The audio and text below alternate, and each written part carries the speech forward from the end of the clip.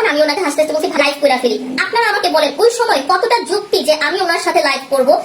উনি আমাকে খালি বলতেছে যে আমি যদি কোনো সমস্যায় পড়ি আপনি এটা দেখেন। হ্যাঁ আমি বলছি আমি দেখবো, কি দেখবো? আপনি তিশাকে আনছেন, যদি পরবর্তীতে আপনি আখির সাথে কাজ করতে যান বা আখি যদি কষ্ট পায় আমি আখিকে হয়তো আমি সামলাবো যে আখি প্লিজ বাদ দাও, ওনার টাকা উনি যা ইচ্ছা তা করবে, উনি যাকে ইচ্ছা তাকে আনবে। এখানে কিন্তু সাপোর্ট কি? আমি তো কাউকে টাকা দিয়ে আনি নাই আপু, টাকা দিয়ে পাবলিসিটি পায় না মানুষ, আর আপনি অযথাই আমার নামটা খারাপ করে দিলেন। ইটস ওকে, মানুষ যা বুঝার বুঝেছে, দুইটা মানুষ খারাপ বলছে আমার সাথে। আপনি আজকে বলতেছেন আখির সাথে আমার কিছুই হয় না। প্রথম দ্বন্দ্বই তো হয়েছিল আপনার সঙ্গে আখি চুক্তি নিয়ে, এই চুক্তি নিয়ে প্রচুর দ্বন্দ্ব। আপনি আজকে স্কিপ করে গেলেন, কারণ আপনি হচ্ছেন ভালো মানুষ, আপনি এতটাই ভদ্র মানুষ, ভালো মানুষ। অভদ্র আমি, খারাপ আমি, বিকজ অফ আমি আমার রাইট কথাগুলো বলে ফেলেছি। আমি কষ্ট পাচ্ছিলাম যে আমি তোমাকে কাজ করাচ্ছি। আখি সেদিন বলতেছে যে আমি বলেছি অ্যাডভান্স নিছে। আপুরা আগে টাকা নেওয়ার মানেই তো অ্যাডভান্স, আগে টাকা নেওয়ার মানেই তো অ্যাডভান্স। ভাই আমি তোমাকে অফার করেছি, আমি তোমাকে 10,000 দিতে পারবো, তুমি পারবা কাজ করতে? তুমি কাজ না করতে পারলে সেদিনই ইগনোর করতা। তুমি বলেছো না আমি 2000 বাড়িয়ে দিব। উনি আজকে কি বলছে যে আপু চুক্তি করছে, আমি সেটা জানি না বা আমার সাথে সেটা শেয়ার করে নাই কততে বা কি আসল বিষয়। আপুরা আমিও যেমন ওনার এখানে টাকার অ্যামাউন্টটা আমি এখানে ব্ল্যাঙ্ক রেখেছিলাম, খালি রেখেছিলাম যেন আখি নিজে টাকার অ্যামাউন্টটা লিখে, ঠিক তেমনি ওনার চুক্তি তো এটা ছিল। কিন্তু উনি আমার অবর্তমানে আখিকে দিয়ে এটা সাইন করাই ফেলছিল যে আখি যেন মিরপুরে আর কারোর সঙ্গে কোনো পার্লারে যেন কাজ করতে না পারে, এটা লিখাইছিল। আখির যখন শাইনিং স্টার থেকে যখন আখির জন্য অফার আসে, আখি পুরা ফেড আপ হয়ে যাচ্ছিল বারবার। তখন আমার বাসায় আসতেছিল, বলতেছিল উনি আমাকে পারমিশন দেয় না, উনি আমাকে এইভাবে বলছে, তখন অনেক সমস্যা। আমি ওনাকে বুঝাইলাম, আখিকে বুঝাইলাম, আমি বলছি ভাবি প্লিজ আখির কাজ করতে হবে, ও করুক, শাইনিং স্টারেও করুক। আখি এগুলো অস্বীকার করলেও আমার কিচ্ছু যায় আসে না, উনি অস্বীকার করলেও কিচ্ছু যায় আসে না। আফটার অল ঘুরে ফিরে কোথাও না কোথাও কিন্তু ভয়েস ওভার থেকে গেছে, কোথাও না কোথাও কিন্তু আপুরা ওই যে টাইপিং গুলা করে না সবাই, ওগুলা থেকে যায়। এই যে আমি আজকে একটা প্রেসারে আছি। গত 2 দিন আগে আখি একটা পোস্ট দিল যে ওর পেজে কি বলে কপিরাইট ক্লেম দিয়েছে কাশপিয়াস কালেকশন থেকে। কাশপিয়াস কালেকশন এতটাও মানসিক বিকারগ্রস্ত হয়ে যায় না যে তার নিজের পার্সোনাল আইডি দিয়ে আখিকে দিবে।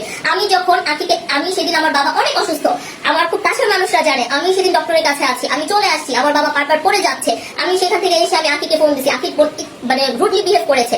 দেখেন আমাদের থেকে 1000 গুণ এখন, আমি জানি না আপনাদের বাচ্চারা কিরকম, আমাদের থেকে এখনকার জেনারেশনের ছোট বাচ্চারা যারা 5, 6, 7, 8 পড়ে, ওরা অনেক কিছু জানে, ওদের আইকিউ ব্রেন অনেক শার্প।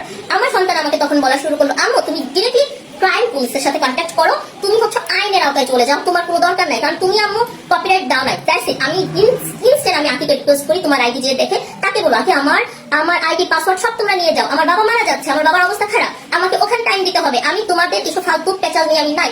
আমার পেজকে তোমরা আমার পেজ এসব ফালতুর জন্য 12টা হয়ে গেছে, আমার পেজের সুনাম নষ্ট হচ্ছে, আমার পেজ তোমরা নিয়ে যাও, আমার আইডি নিয়ে যাও। That's it. আমি স্ট্রংলি দেন আমি যখন দেখি যে আর কোনো কিছু করতে পারছি না, আমি ওই ভাইয়ার সঙ্গে কন্ট্যাক্ট করি। দেন আমি বাংলাদেশ প্রাইম পুলিশের সাথে আমি কন্ট্যাক্ট করি, আমি আরো আমার খুব কাছের যারা এই ব্যাপারে অভিজ্ঞ আছে আমি তাদের সাথে কন্ট্যাক্ট করি। সেই দিনের রাতটা কেমন গিয়েছিল একমাত্র আমি জানি।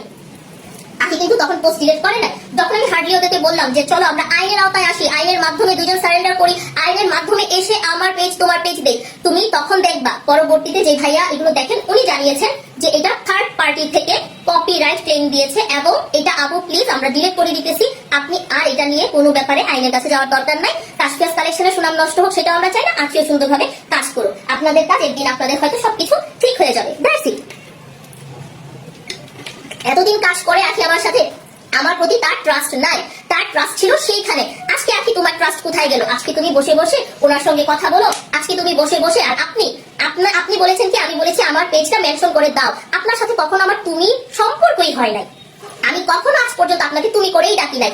আপনি এই ধরনের কথাগুলা না বললে পারতেন। এই যে আজকের রাতটা যে আপনি নষ্ট করছেন এটা সম্পূর্ণরূপে আপনার জন্য, আপনি আমাকে আজকে বাধ্য করতেছেন এই ধরনের কথা বলার জন্য। আমি তো বলে দিয়েছি স্টপ নাও স্টপ। আপনি কিসের ভিউ কামাইতেছেন, কিসের ভিউর জন্য আপনি এগুলো করতেছেন? নেগেটিভ পাবলিসিটি এত করা ঠিক না, এত নেগেটিভ পাবলিসিটি দিয়ে আরেকজনের বিজনেসকে টাইরা নিচে নামানোর চেষ্টা করা উচিত না। রিজিকের মালিক আল্লাহ। হ্যাঁ, আমি কখনো কারোর বিজনেসের কোনো কর্মচারীকে ডেকে আনি নাই, আমি কখনো কোনো বিজনেসের কর্মচারীদেরকে আমি পার্সোনালি আমি ডেকে নিয়ে আসি নাই যে আমার এখানে টাইম দাও, তোমাদের গোপন সমস্ত তথ্য আমাকে দাও। আমি কাশপিয়াস কালেকশন আজকে এখানে দাঁড়িয়ে আছি, আমি আজকে এত বছর এখানে আছি শুধুমাত্র আমার নিজের যোগ্যতায়, শুধুমাত্র আমার নিজের ট্যালেন্টে। হ্যাঁ, আখিকে দিয়ে অবশ্যই আমি লাইভ করাইছি, আখিকে আমি এনেছি। আমি আপনারা এগুলোর সাথে ওগুলোর তুলনা করবেন না। বিজনেস স্ট্র্যাটেজি আলাদা, বিজনেস চালানোর ব্যাপার আলাদা।